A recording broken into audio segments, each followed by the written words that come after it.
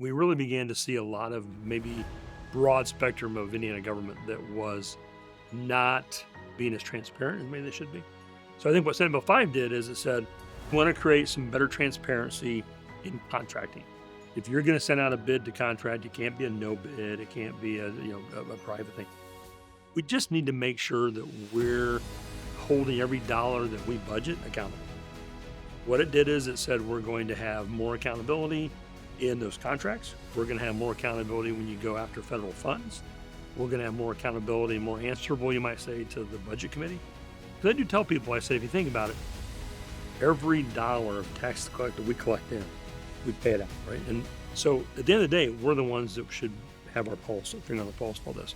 I think of like the transparency portal. There's pieces of this that say you have to put these contracts on the transparency portal.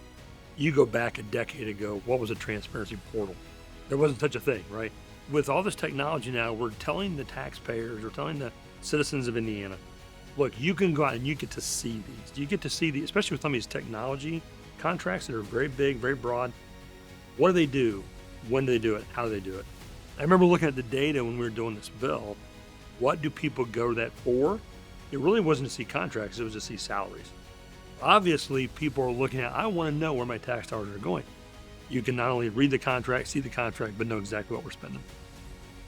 So I think Senate Bill 5 just kind of, I don't want to say brings us back, because I don't think we got too far out, but it kind of brings to light a little more of that.